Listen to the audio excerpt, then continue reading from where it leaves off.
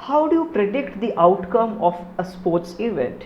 You can also do it probabilistically, meaning just give a probability on the outcome of a sports event. It could be a cricket match or a football match or whatever. You essentially have to model the ability of players in both the teams who are playing against each other. So if I take the example of cricket, and specifically IPL cricket, which is a T20 format cricket, you have to think in terms of how much the batters in the team can make and how low the bowlers can concede. So if your batters are having high scoring potential and your bowlers have a tendency of restricting the opposition to low score, then definitely you will have a high chance of getting a victory.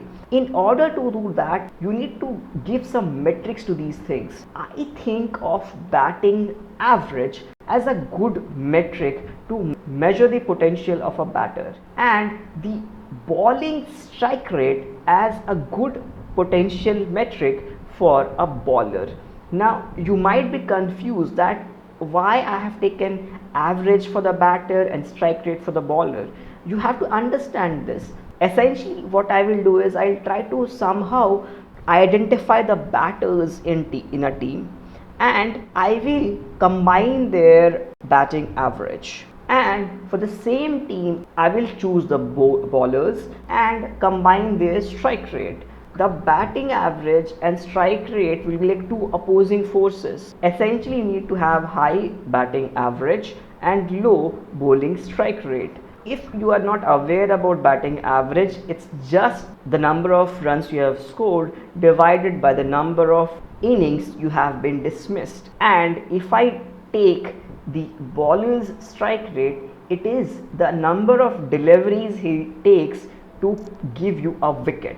So you understand the logic here. I need to have batsmen in my team who don't get out, because essentially if you have batsmen in your team who don't get out, they will end up scoring high, because that's the nature of this game. Because let's say you have a player who is not scoring high and also not getting out, you essentially need to think about his position in the team. So my assumption is that if you are someone with a high average and also playing for your team, you definitely will have a high impact on the outcome of the game. And if you are someone who has a very low strike rate as a bowler, it means you take very limited number of deliveries to dismiss the opponents, which means that you are not giving the chance to batters to score runs. That's very good for you, for your team. So in that sense, the batters and bowlers have their potential measured.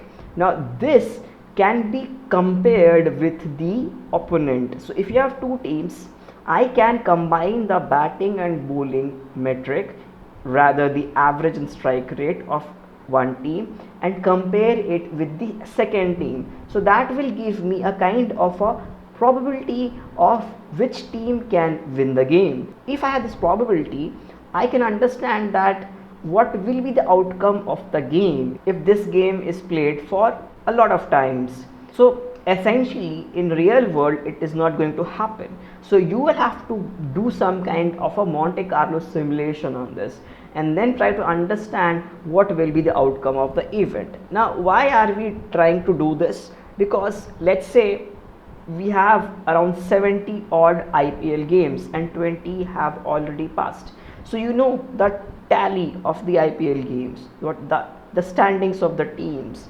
Now for every game there is a probabilistic outcome. If you played all the games through a Monte Carlo simulation, and essentially what I'm trying to do is, let's say you have 50 games. So rather than doing just once, let it be simulated for 10,000 times, 100,000 times. Then find out which teams are being in the top 4. So you can again do a Monte Carlo simulation on the final game as well. This is like a rough way to give you the modeling thinking process of predicting the IPL winner, obviously there's a lot of subtlety and a lot of nuance into it, and once you get down to the model building stage, you will have to think a lot about each edge cases in this scenario.